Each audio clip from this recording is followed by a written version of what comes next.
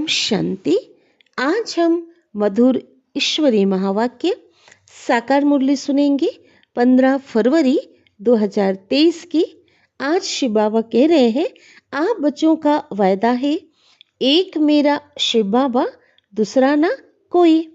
तो बाबा कहते हैं, तो आप बच्चों के दिल में एक बाबा की ही याद रहनी चाहिए और दूसरे किसी की भी याद नहीं आना चाहिए, क्योंकि जैसी अंतिम मति वैसी गति। अगर अंत समय कहते हैं स्त्री सिमरे तो वल नर योनि में उतरे। इसलिए बाबा कहते अंत घड़ी एक बाबा की ही याद रहे। इसलिए दिल की जो है सच्ची प्रीत एक बाबा से रखनी है, क्योंकि जिससे प्रीत होगी ना उसकी ही याद आएगी। तो इसलिए बाबा कहते खबरदार रहना है। और याद भी कैसे करना है, मुख से या अमना स्थूल में और सूक्ष्म में अंदर शिव बाबा ऐसा जाप नहीं करना है। बाबा ने कहा यथार्थ रीति से बाबा जो है जैसा है उस नाम रूप गुण सहित बाबा को याद करना है। साथ ही बाबा ने कहा माया पर विजय प्राप्त योग बल से करनी है और पवित्र बनना है। माया जो है पवित्र बनने नहीं देती है, लेकिन बाबा कहते हैं कि जब तक पावन नहीं बनेंगे तब तक देवता नहीं बन सकते।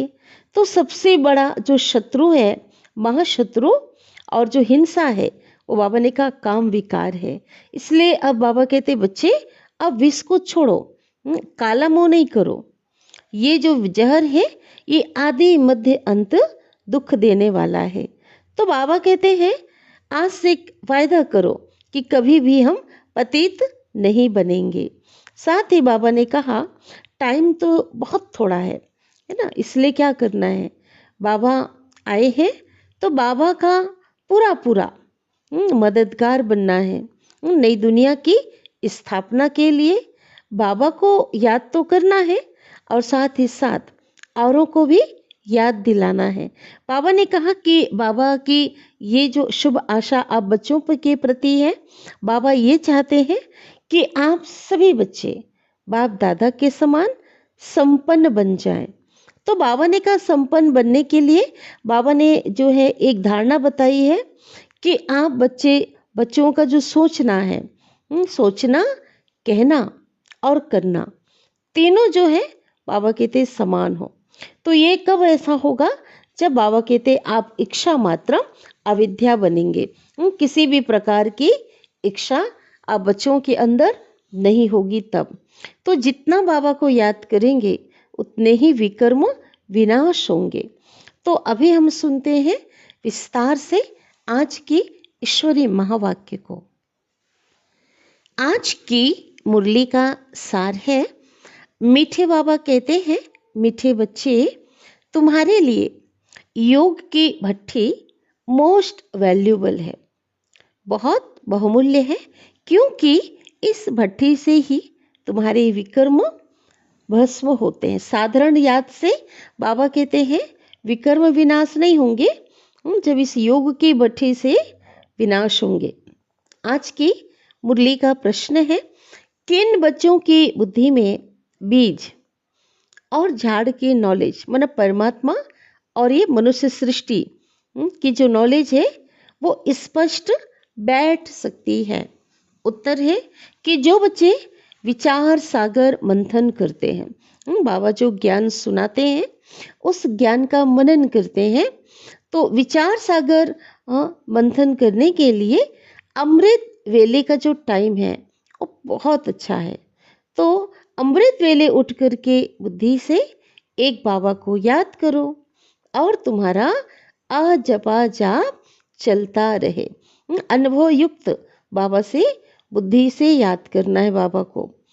सूक्ष्म व स्थूल में शिव बाबा कहने की बाबा कहते आवश्यकता नहीं है, बुद्धि से बाबा को याद करना है। ओम शांति। रूहानी बाप बैठ रूहों को समझाते हैं, रूहों को अर्थात बच्चों को समझाते हैं।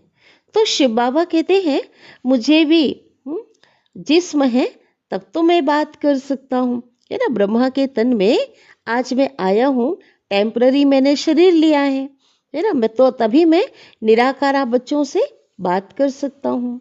तो तुम भी ऐसे समझो कि मैं आत्मा हूँ और इस जिस्म द्वारा बना शरीर द्वारा ये नॉलेज सुन रहा हूँ। तो यह नॉलेज अच्छी रीति धारण करनी है, जैसे बाप के पास धारण की हुई है। आत्मा की बुद्धि में धारणा होती है ना, तो तुम्हारी बुद्धि में ऐसी धारणा होनी चाहिए जैसे कि बाप की बुद्धि में है। किसकी? शिव बाबा की बुद्धि में जो ज्ञान है, ऐसे बाबा कहते आप बच्चों की बुद्धि में भी धारणा होनी चाहिए। बीज शिव बाबा और झाड़ की समझानी बहुत सहज है। माली को नॉलेज रहता है ना कि फलाना बीज बोने से इतना बड़ा झाड़ निकलेगा। बस बाबा भी ऐसे ही सहज समझाते हैं। तो यह जो है बुद्धि में धारण करना है। तो शिव बाबा कहते जैसे मेरी बुद्धि है वैसे तुम्हारी बुद्धि में ये ज्ञान रहना चाहिए। तो बाबा कहते वो कब रहेगा? वो तब रहेगा जब विचार सागर मंथन करेंगे। जो ज्ञान सुना है उसको बाबा कहते उसका मनन चिंतन करेंगे, डीप में जाएंगे, तभी बुद्धि में वो रहेगा। विचार सागर मंथन करने का जो समय है, बाबा कहते उस सवेरे का समय बहुत अच्छा है, क्योंकि उस समय आप धंधा आदि कुछ भी नहीं होता है। उस समय बुद्धि भी क्या होती है? फ्री रहती है, समय भी अच्छा होता है। भक्ति भी मनुष्य सवेरे करते हैं ना, यहाँ वहाँ जाते रहते हैं, वहाँ बैठ करके कोई नाम जपते रहते हैं, है ना। जो उनका इष्ट होता है, जिनके प्रति जो श्रद्धा होती है, जो नाम लिया हुआ होता है, उनका नाम जपते रहते हैं। वह गीत गाते हैं, आवाज करते, कोई तो अंदर ही अंदर राम राम रटते रहते हैं। तो बाबा कहते यह भक्ति का आ जपा जाप होता है। कोई माला फेरते रहते हैं, लेकिन बाबा कहते यहाँ तुमको मुख से शिव शिव नहीं कहना है। जो लोग भक्ति में करते हैं, बाबा कहते तो वो ज्ञान मार्ग में नहीं होना चाहिए। बहुतों को बाबा कहते हैं, है ना, क्योंकि भक्ति से निकल करके इस ज्ञान मार्ग में आए हैं, तो आदत पड़ी हुई है। तो क्या कहते हैं, है ना, बाबा कहते योग करने बैठेंगे ना तो क्या करते? शिव शिव सिमरन करते होंगे। तो बाबा कहते तुमको शिव शिव ना स्थूल में और ना ही सूक्ष्म में जपना है। जपना नहीं है। बाबा कहते तुम बच्चे जानते हो कि हमारा बाबा आया हुआ है, आएगा भी जरूर कोई शरीर में ना, क्योंकि उनका तो अपना खुद का कोई शरीर नहीं है। वह तो जन्म मरण से न्यारा है, पुनः जन्म रहित है। पुनः जन्म मनुष्य सृष्टि में होता है ना। मनुष्य क्या लेते? बाबा कहते पुनः जन्म लेते हैं। विष्णु के दो रूप लक्ष्मी नारायण है ना। देव देव महादेव कहा जाता है। ब्रह्मा और विष्णु का आपस में कनेक्शन है ना। क्या कनेक्शन है?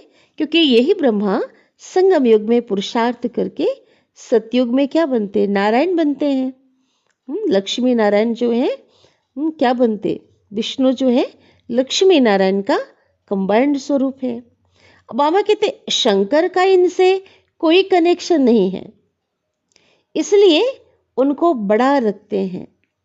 उनका पुनः जन्म नहीं होता। बाबा कहते अन्य देवताओं से शंकर को बड़ा रखते हैं, है ना। इसीलिए शिव शंकर एक कह दिया लोगों ने।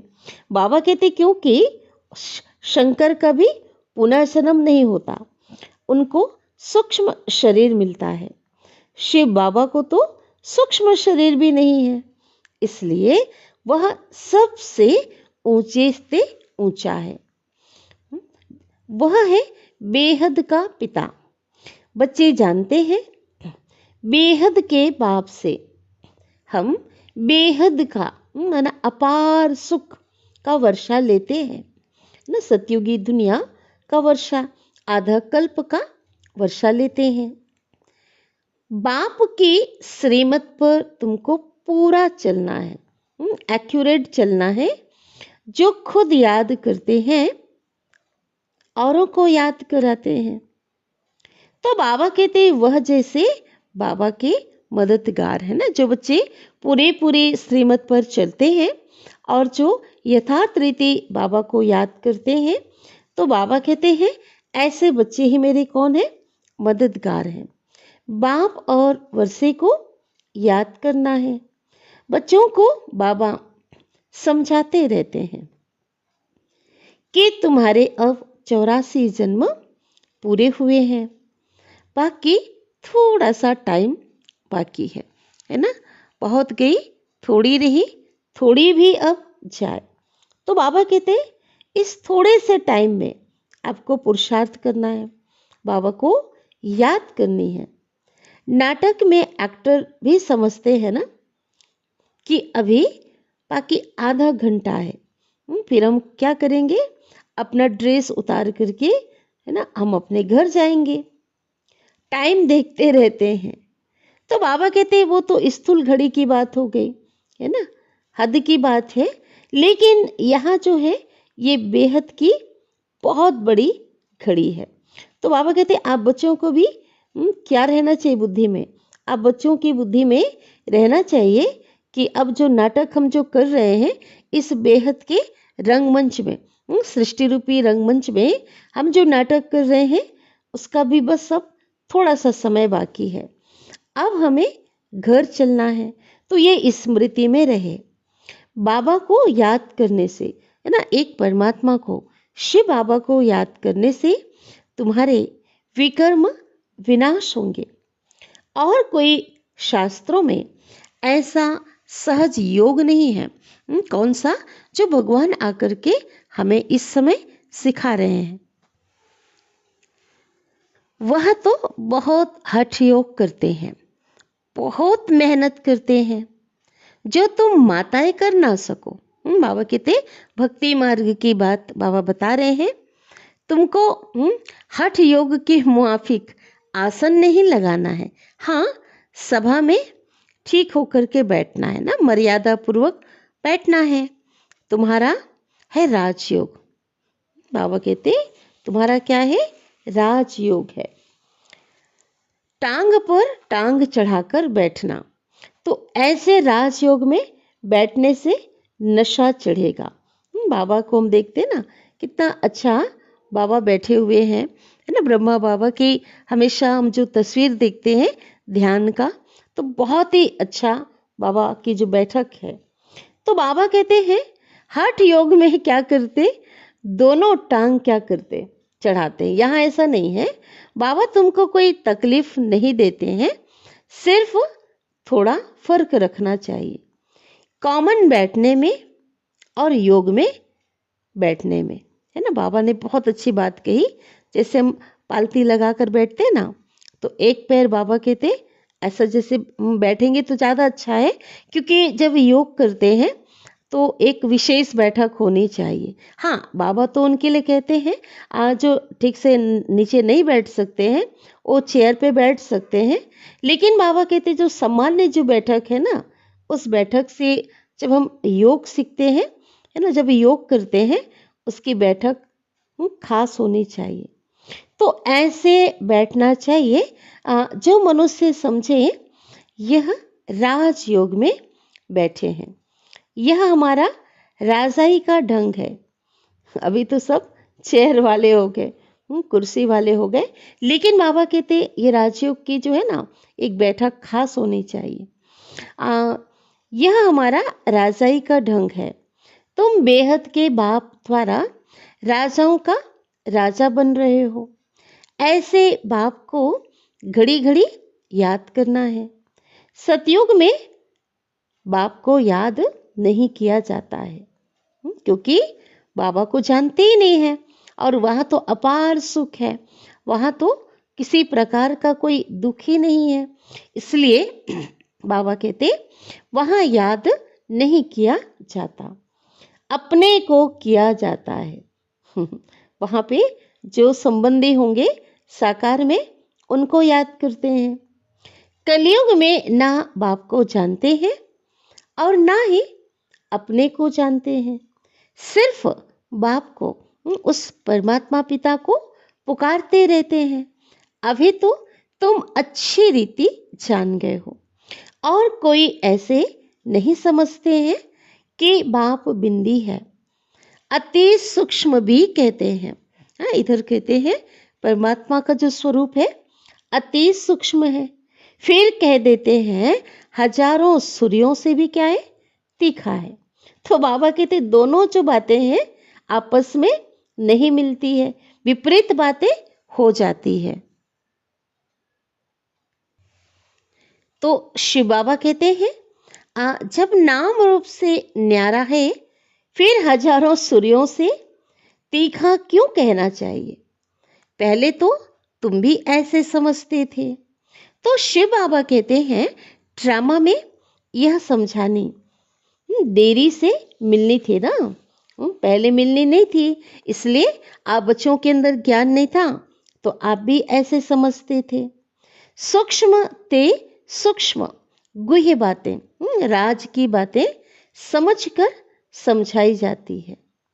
ऐसे ख्याल नहीं आना चाहिए।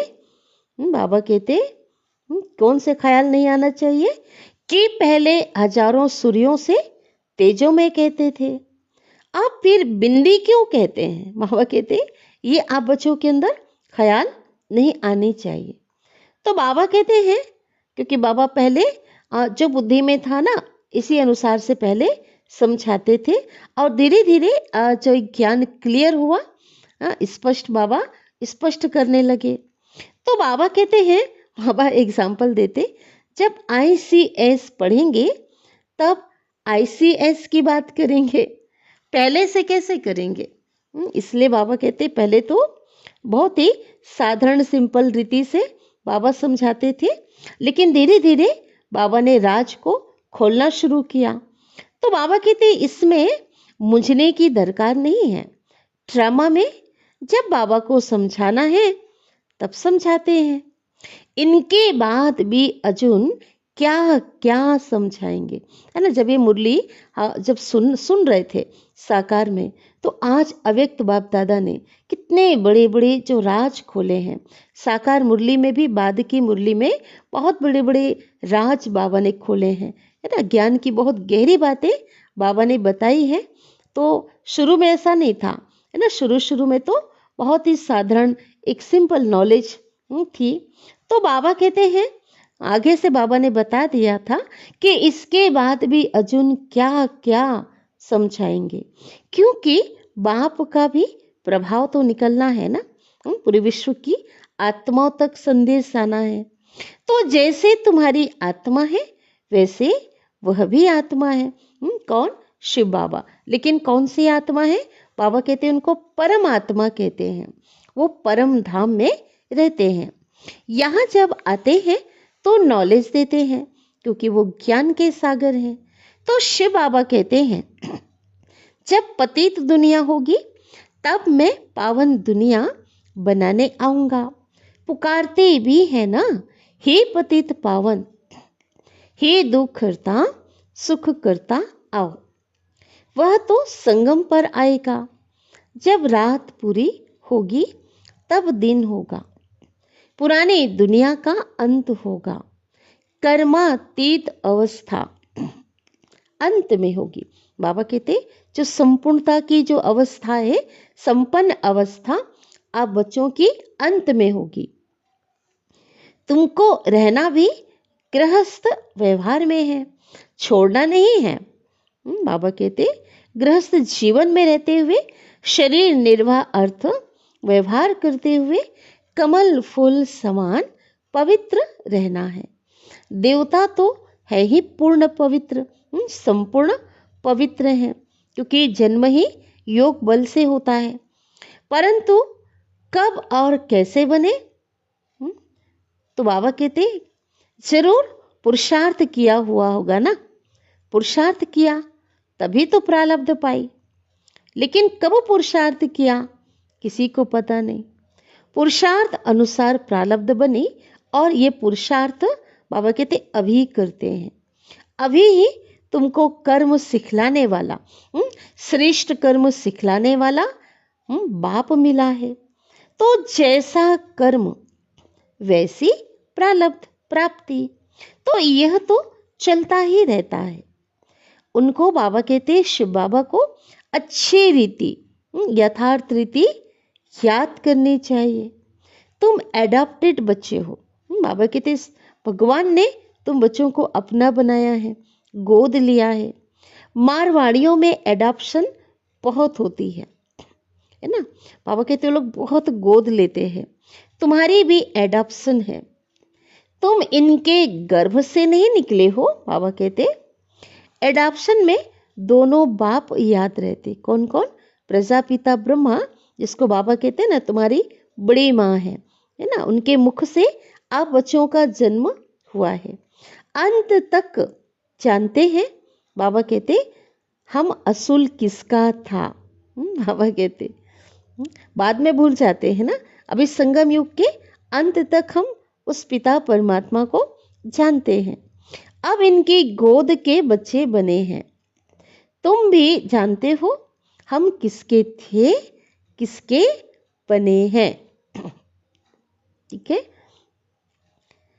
मैं एडाप्ट हुआ हूं परमपिता परमात्मा के पास। वह है स्वर्ग का रचयिता। उनकी रचना कितना समय चलती है? बाबा जो रचते हैं है ना, स्वर्ग का रचयिता जो स्वर्ग की स्थापना करते हैं, तो स्वर्ग उनकी रचना है। तो बाबा कहते हैं कितना समय वो चलती है रचना? तो वो है आधा कल्प, सतयुग और त्रेता, 2 युग। नरक का रचयिता है रावण। उनका भी जो राज्य है बाबा कहते आधा कल्प चलता है, द्वापर और कलयुग। सतो प्रधान से तमो प्रधान बनते हैं। रावण राज्य जब आता है तो क्या हो जाता? नीचे गिर जाते। तो यह बाबा कहते समझ की बात है। कुछ भी बात अगर समझ में ना आए तो बाबा से पूछना चाहिए। बाबा क्या करेंगे? बाबा बताएंगे। जब सूर्य और चांद को ग्रहण लगता है ना, स्थूल में ग्रहण लगता है, तो कहते हैं दे दान तो छूटे ग्रहण। सूर्य चांद को माँ बाप कहा जाता है। तो यहाँ भी मेल और फीमेल दोनों को ग्रहण लगता है। सबसे पहले ग्रहण किसको लगता है? माँ बाप को, मम्मा बाबा को, फिर उसकी बिरादरी को, उन सभी को लगता है उनकी। तो बाबा कहते हैं कि 5 विकारों का दान दो, तो जो ग्रहण है, माया का जो ग्रहण है विकारों का, वो उतर जाएगा। और वह जो स्थूल में बाबा कहते चांद और सूर्य को जो ग्रहण लगता है वो वर्ष में 1-2 बारी लगता है। लेकिन यहाँ जो आत्मा को जो ग्रहण लगता है यह तो कल्प की बात है। 5,000 वर्ष में एक बार बाबा कहते द्वापर में ग्रहण लग जाता है। माना आत्माएं कलाहीन हो जाती हैं। तो शिव बाबा आकर के एक ही बार दान लेते हैं। यहाँ भी बाबा कहते हैं दे दान तो छूटे ग्रहण। क्या दान लेते हैं? हमें तो औरों को ज्ञान दान देना है, लेकिन आप बाबा को क्या दान देना है हम बच्चों को, है ना। तो बाबा कहते अपने अंदर जो 5 विकार हैं उन विकारों का दान दे दो। लोग काले तिल का देते हैं ना, तो बाबा कहते जो विकार हैं इसे देना है। मनुष्य बिल्कुल संपूर्ण काले बन गए हैं, आयरन एज हैं। सच्चे सोने में अलाय पड़ने से, है ना, उसमें अशुद्धि जब पड़ जाती है तो जो सोना जो होता है बाबा कहते वो काला हो जाता है ना, जो उनकी जो चमक होती है वो खत्म हो जाती है। नया घर और पुराना घर, एग्जाम्पल बता रहे हैं। नया घर कितना खूबसूरत होता है और पुराना घर तो जर्जर हो जाता है। तो बाबा कहते नए बच्चे और बूढ़े में फर्क रहता है ना। छोटा बच्चा कितना मीठा प्रिय लगता है। सब उनको चूमते हैं, गोद में बिठाते हैं। पुराना जड़जड़ी जो भूत जब ये शरीर हो जाता है तो लोग परेशान हो जाते हैं। कहते हैं क्योंकि उस शरीर में तकलीफ होती है। कहते हैं कहाँ ये शरीर छूटे तो अच्छा, ज्यादा दुख क्यों सहन करें। आत्मा इसलिए ऐसी इच्छा रखते हैं। आत्मा एक शरीर छोड़ जाए, जा करके दूसरा शरीर लेती है ना। जब उसका समय आता है तो दूसरा शरीर लेती है। यहाँ हम बीमार को मरने नहीं देते हैं। कहाँ? इस ईश्वरीय मार्ग में। फिर भी जितना सुने उतना अच्छा है ना। बाबा कहते इस शरीर भले पुराना है लेकिन ईश्वरीय ज्ञान जितना सुने उतना अच्छा है। शिव बाबा और वर्षी को याद करते रहें। बीमारी में जब ज़्यादा पीड़ा होती है तो सब कुछ भूल जाता है ना। लोगों को उस समय कुछ भी जो याद नहीं रहता है। उस दर्द में जैसे सब कुछ भूल जाते हैं। हाँ, बाकी जिसका किसमें भाव होता है ना वो सामने आ जाता है। तुम्हारा तो बाबा से वायदा है, अंजाम है। मेरा तो एक शिव बाबा, दूसरा ना कोई। तो बाबा कहते फिर दूसरे किसको क्यों याद करते हो, है ना। जब जिसे कथनी करनी समान होनी चाहिए। बाबा कहते हैं मेरे बिगर किसकी भी स्मृति ना आए। गाया हुआ है ना, अंत काल जो स्त्री सिमरे वल वल नर योनि में उतरे। उसकी जो है सदगति हो नहीं सकती। इसलिए भी देखो जब किसी की मृत्यु का निकट का समय आता है, लोग बेड में होते हैं तो परिवार के जो सदस्य हैं उनको कहते भगवान को याद करो। अंत के समय जो है उनके मुख से या राम राम या कुछ भी भगवान शब्द बुलवाते हैं। तो बाबा कहते इसी समय की बात है ना। उस समय भले अगर बोल भी दिया तो क्या प्राप्ति हुई, है ना। लेकिन बाबा कहते अभी की बात है। अभी जो है ये अंत का समय है तो एक बाबा की स्मृति रहे सारा समय, इसके लिए अभ्यास करना है। तो शिव बाबा कहते हैं मेरे बिगर किसकी स्मृति ना आए। क्योंकि हमने अभी यथार्थ रीति बाबा को जाना है, इसलिए अंत घड़ी भी उनकी याद आए। गाया हुआ है ना, बाबा रिपीट कर रहे हैं। अंत काल जो स्त्री सिमरे, बाबा फिर से बोल रहे हैं। सारा श्लोक कह देते हैं, अर्थ कुछ भी नहीं समझते हैं। है सारी संगम की बात जो भक्ति में गाते हैं। इस समय सिर्फ तुमको बाप और वर्षी की याद रहनी चाहिए, उनको ही याद करना है। श्री नारायण तुम्हारी प्रारब्ध है तो अर्थ पूरा बुद्धि में होना चाहिए। बिगर अर्थ तो बहुत याद करते रहते हैं। पिछाड़ी में जिसके साथ प्रीत होती है ना वही याद आते हैं। बहुत गहरी बात है। जिससे अटैचमेंट होता है, चाहे कोई परिवार के सदस्य हो, हाँ स्थूल चीज भी हो सकती है, धन संपदा हो, तो बाबा कहते जिससे प्रीत होगी ना उसकी याद आती है। और इसलिए बाबा कहते हैं आप बच्चों को बड़ा खबरदार रहना चाहिए। तुमको एक बाबा को याद करना है, इसलिए प्रीत किससे रखनी है, एक भगवान से रखनी है। तो शिव बाबा कहते हैं मन मना भव। तुम बच्चे कहते हो बाबा हम कल्प कल्प आपसे मिलते हैं। यह ज्ञान आपसे मधुबन में आकर के लेते हैं। यह है वशीकरण मंत्र। कौन सा मंत्र? मन मना भाव। किसको वश करने का मंत्र है? माया को वश में करने का मंत्र है। सतगुरु है तो बाबा कहते तुम्हें मंत्र भी ऐसा देता है ना। साधारण मंत्र नहीं, बहुत ही विशेष शक्तिशाली मंत्र सदगुरु हमें एक ही मंत्र देते हैं जो तुम अमर बन जाओ। यह है माया पर जीत पाने का मंत्र। इस पर गाते हैं ना, तुलसीदास चंदन घिसे तिलक लेत रघुवीर। तो ये अभी की बात है, जो बाद में गाई जाती है। अभी की बात अर्थात तुम बच्चों को राज तिलक मिल रहा है। बाप और वर्षे को याद करने से, ना, बाबा को याद करने से क्या मिल रहा है? राज तिलक, सतयुगी राज्य के योग्य बन रहे। बाप और बादशाही को याद कर अगर शरीर छोड़ेंगे तो राजाई तिलक मिल जाएगा। अब जो एक को तो नहीं मिलेगा ना। माला बाबा कहते 108 की भी है जो गद्दी में बैठने वाले हैं, 16,108 की भी है जो रॉयल फैमिली के हैं। तो इसके लिए बाबा कहते पुरुषार्थ तो अभी ही करना है।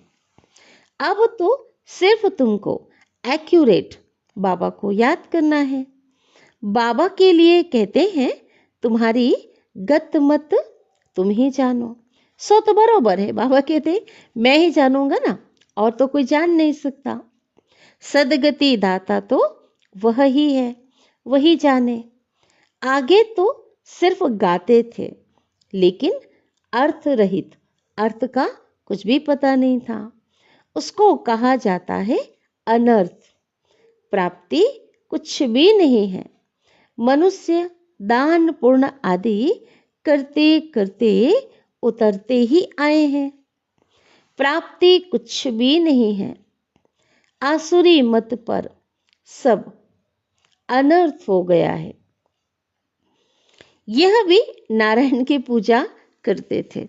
अब शिव बाबा ब्रह्मा बाबा का एग्जाम्पल दे रहे हैं, है ना। भक्ति मार्ग में नारायण उनके इष्ट थे। अब फिर पुजारी से, पहले पुजारी थे, अब बाबा कहते वो क्या पूज्य बन रहे हैं। पुरुषार्थ से प्रैक्टिकल में पूज्य बन रहे। अब तुम बच्चे जानते हो शिव बाबा हमको पढ़ाते हैं, तो यह तो पक्का याद रखना है, नहीं तो बाबा कहते विकर्म विनाश नहीं होंगे। यह योग की बाबा कहते भट्ठी है, और ये योग की जो भट्ठी है ये मोस्ट वैल्यूबल है, बहुत ही अमूल्य महत्वपूर्ण है। मुक्ति भी मिलती है ना। योग से क्या मिलेगी? मुक्ति। कोई कहते हैं हमको मन की शांति चाहिए। बाबा कहते परंतु पहले ये तो बताओ तुमको अशांत किसने किया?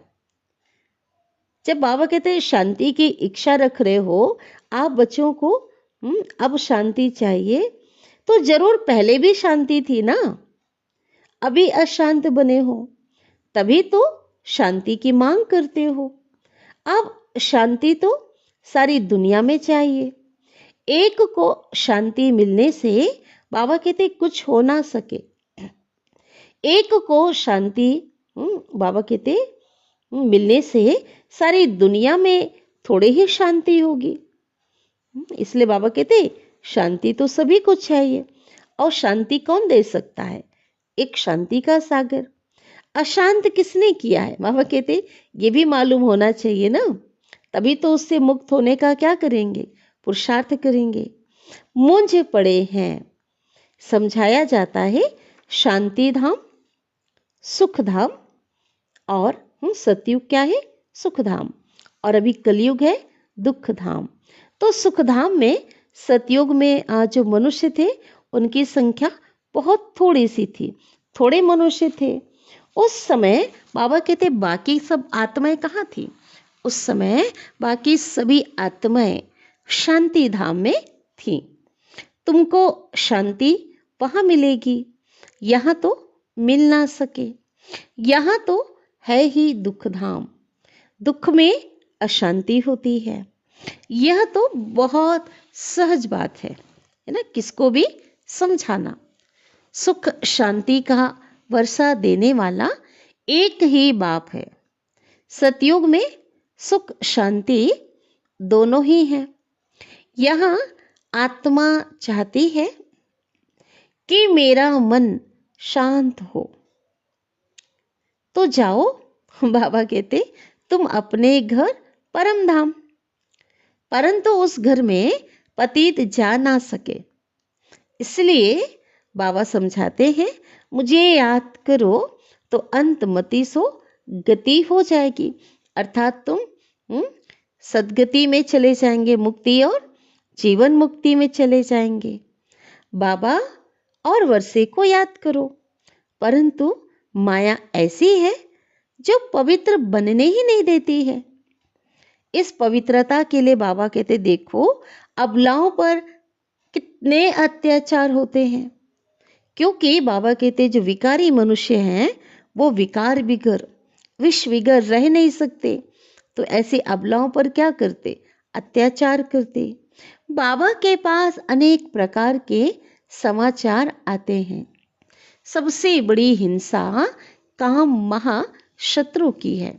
तो शिव बाबा कहते हैं, बच्चे विष छोड़ो, काला मुंह नहीं करो। तो कहते हैं कोशिश करेंगे। बाबा कहते कोशिश करने की बात वो करते हैं। तो यह जहर है, विष है, जो आदि मध्य अंत दुख देने वाला है। जैसे स्थूल में उस जहर से कितनी तकलीफ होती है, लोगों की मौत हो जाती। तो बाबा कहते हैं जो विकार है ना, ये भी बहुत दुख देता है, परंतु अगर किसकी तकदीर में नहीं है तो सुनते ही नहीं है, भगवान की बातें वो नहीं सुनेंगे। अरे काम महाशत्रु है, यह अच्छा थोड़े ही है, यह है ही विशेष वर्ल्ड, पतित दुनिया, सब पतित हैं। सतयुग में तो सभी संपूर्ण निर्विकारी हैं। अच्छा, बाप दादा से याद प्यार ले लेते हैं। माता पिता बाप दादा के कल्प अथवा 5000 वर्ष के बाद मिले हुए मीठे मीठे सिकिलधे बच्चों को याद प्यार और गुड मॉर्निंग। रूहानी बाप की रूहानी बच्चों को नमस्ते, और हम रूहानी बच्चों की रूहानी माता पिता बाप दादा को याद प्यार, गुड मॉर्निंग और नमस्ते। शुक्रिया बाबा, शुक्रिया, आपका दिल से पद्मा पदम गुणा शुक्रिया। धारणा के लिए मुख्य सार। पहली पॉइंट है, टाइम बहुत थोड़ा है, इसलिए बाप का पूरा पूरा मददगार बन करके रहना है। बाप और वर्षी को याद करना है और दूसरों को भी याद कराना है। दूसरी पॉइंट है, अंत समय में एक बाप की ही याद रहे, इसके लिए दिल की प्रीत एक बाबा से रखनी है।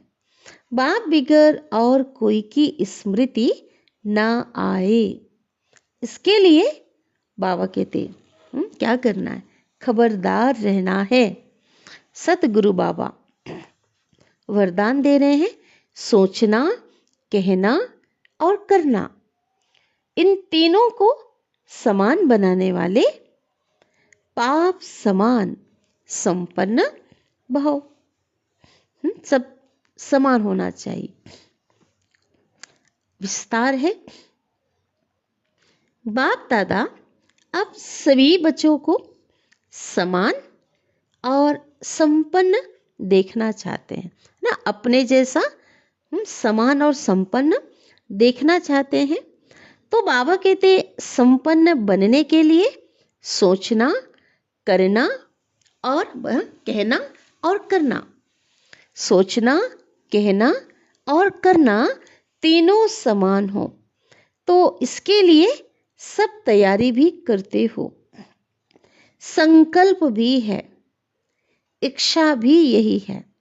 लेकिन यह इच्छा पूरी तब होगी जब और सब इच्छाओं से इच्छा मात्रम अविद्या बनेंगे, है ना। बाबा कहते अन्य जो दुनियावी जो इच्छा की जब समाप्ति होगी, तभी बाबा कहते ये इच्छा पूरी हो सकेगी।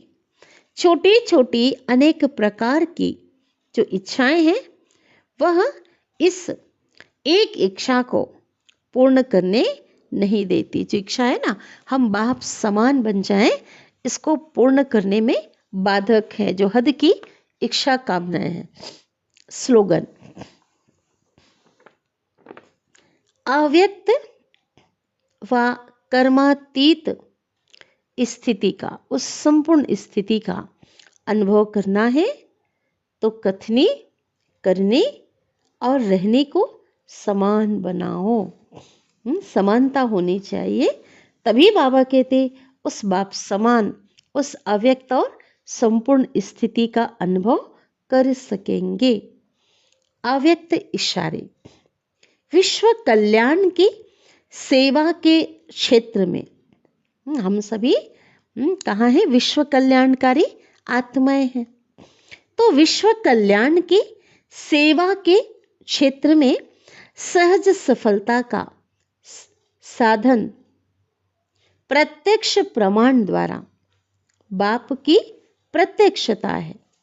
जो बोलो वह देखें। बाबा के देखने में आना चाहिए। बोलते हो ना कि हम ब्राह्मण ऑलमाइटी अथॉरिटी हैं, मास्टर सर्वशक्तिवान है, माया जीत है, रहम दिल है, रूहानी सेवाधारी हैं। तो जो बोलते हो, बाबा कहते वह प्रैक्टिकल स्वरूप में हो, है ना, वो दिखाई देना चाहिए। आप बच्चे प्रत्यक्ष कहते ना, क्या बाबा कहते आप खुद ही प्रैक्टिकल में प्रमाण बन जाओ तो क्या हो जाएगा? बाबा की प्रत्यक्षता हो जाएगी। अच्छा, ओम शांति।